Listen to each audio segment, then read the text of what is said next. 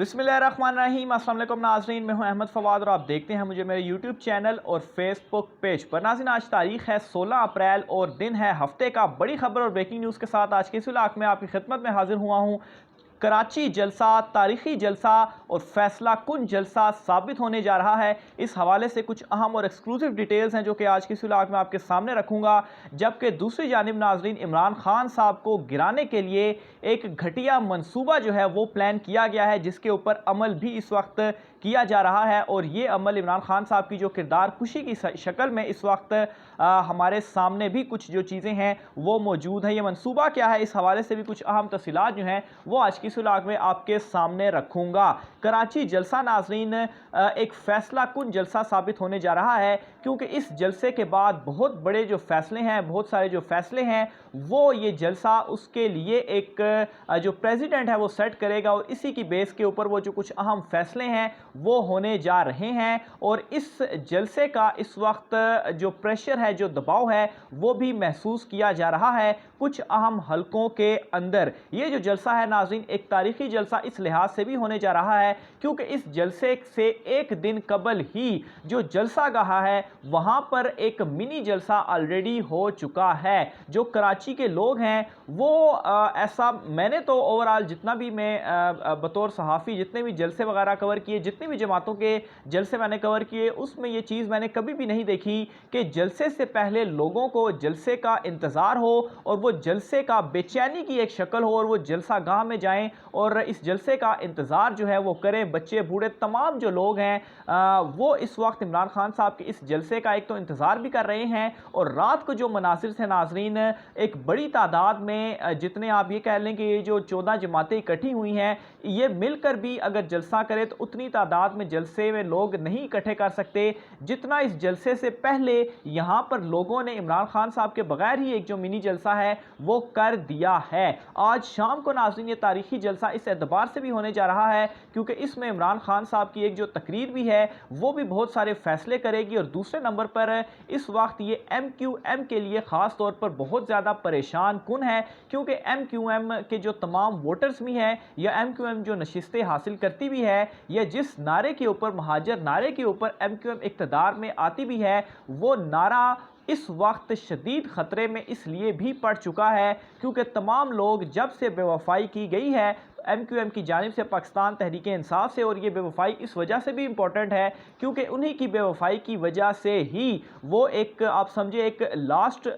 जो था एक आर या पार होने वाला उस वक्त मामला था कि अगर MQM पाकिस्तान तहरीक इंसाफ की तरफ होती तो ये एतमाद जो थी वो नाकाम होती। लेकिन इतना बड़ा धोखा और जो बेवफाई थी उस वक्त तो MQM की जानिब से कर ली गई, लेकिन अब उनको ये रियलाइज़ हो रहा है कि उन्होंने सबसे बड़ी गलती की है क्योंकि उनकी जो सियासत है वो कराची में ख़त्म होने वाली है। वो जो महाजर लोग थे, कराची के लोग थे, वो इस वक्त शिफ्ट हो चुके हैं इमरान खान साहब की तरफ। और जलसा से पहले ही जलसागाह के जो मनाजिर हैं वो इस तमाम तर चीज़ों का मुंह बोलता सबूत हैं। और ये जो जलसे इमरान खान साहब की जानिब से किए जा रहे हैं इस वक्त, एक तो नाजरीन कराची जो जलसा होगा इसमें जो तकरीर है इमरान खान साहब की, उसमें अगेन वो ये तमाम तर चीज़ें और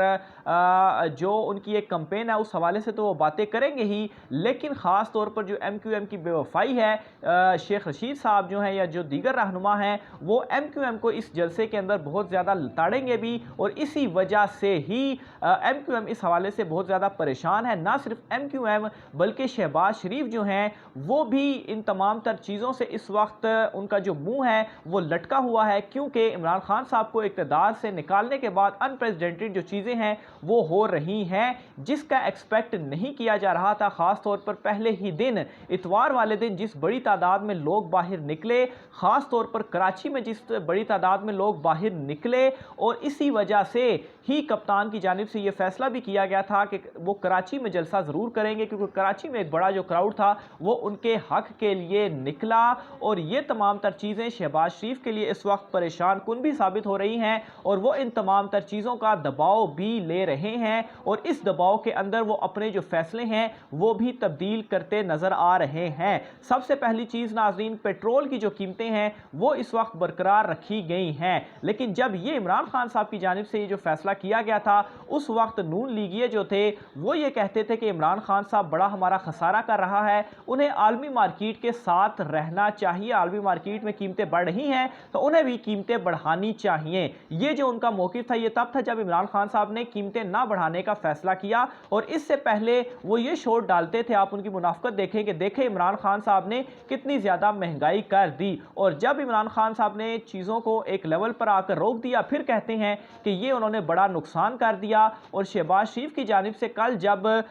इस कीमतों के हवाले से सामने आ रहा था कि इनकी कीमतें बढ़ेंगी, तो तब भी वो अगेन ये चीज़ें कह रहे थे कि इमरान खान साहब जो थे वो पाकिस्तान में सबसे सस्ता पेट्रोल दे रहे थे। वो तमाम तर चीज़ें अपने मुंह से उनकी जानिब से मानी गई हैं। और फिर अगेन क्या हुआ, जब शहबाज शरीफ ने सोशल मीडिया और इन जलसों का प्रेशर इस हद तक लिया कि कीमतें बरकरार रखने का फैसला किया, तो फिर वही लोग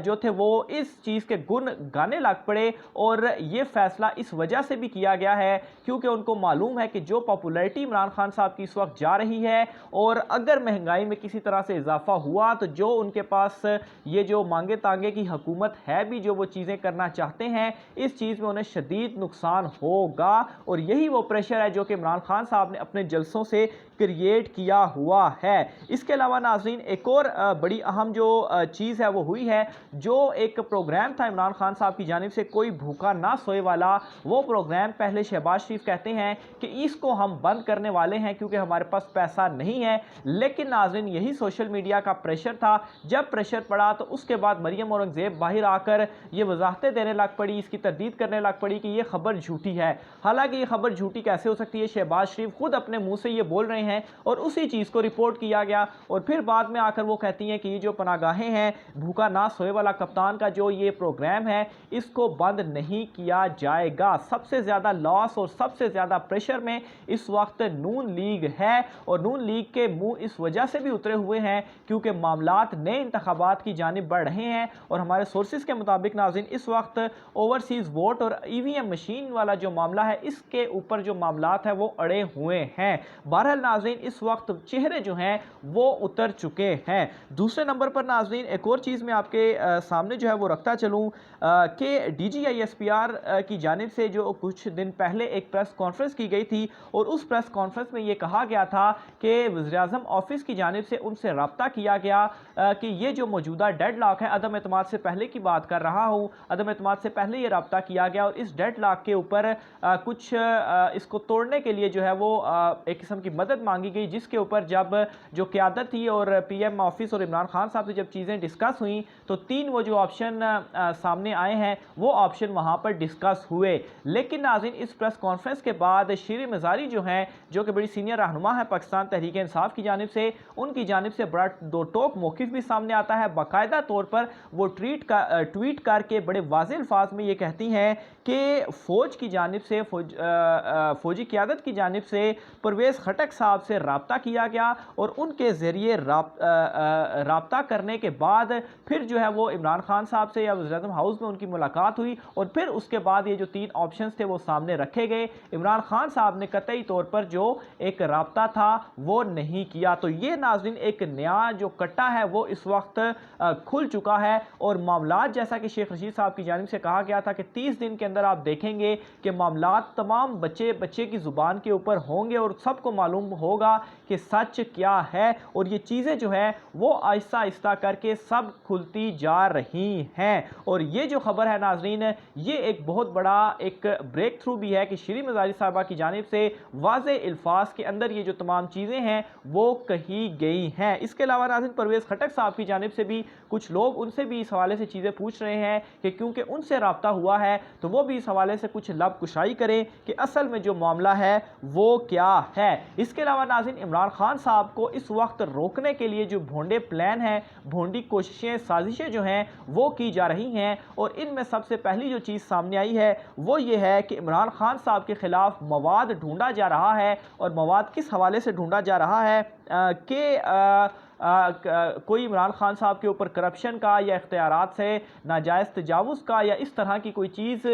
हासिल की जा सके। इस वक्त की जो हुकूमत है वो ये कोशिश कर रही है कि इमरान खान साहब के ख़िलाफ़ इस तरह की कोई चीज़ निकल आए और इमरान खान साहब को इसके अंदर फंसाया जाए, जो केसेस हैं वो बनाए जाए। लेकिन अभी तक ऐसी कोई भी चीज़ उनको नहीं मिली, जिसके बाद ही जो तोशा खाना वाला एक भोंडे किस्म का मामला है वो सामने लाया गया और इसको सामने रखते हुए इमरान खान साहब की जो किरदार कशी है वो की जा रही है। लेकिन नाज़रीन, यहाँ पर मैं आपको एक चीज़ बड़ी वाज़ेह तौर पर बताता चलूँ कि जितनी भी ये कोशिशें तेज़ हो रही हैं, दूसरी जानिब से इमरान खान साहब को जितनी भी नीचे गिराने की कोशिश की जा रही है, उतना ही इमरान खान साहब की पॉपुलैरिटी में इजाफा होता जा रहा है। और इस हवाले से इमरान खान साहब की जानिब से तो कोई मौक़िफ़ सामने नहीं आया, लेकिन जो अवाम है वो इस वक्त इन तमाम तर चीज़ों को तस्लीम करने के लिए तैयार ही नहीं है। और जितनी दफ़ा ये कोशिश की जाती है, लोगों का यही कहना है कि ये सिर्फ़ और सिर्फ इमरान खान साहब को बदनाम करने के लिए किया जा रहा है और वो इन तमाम तर चीज़ों को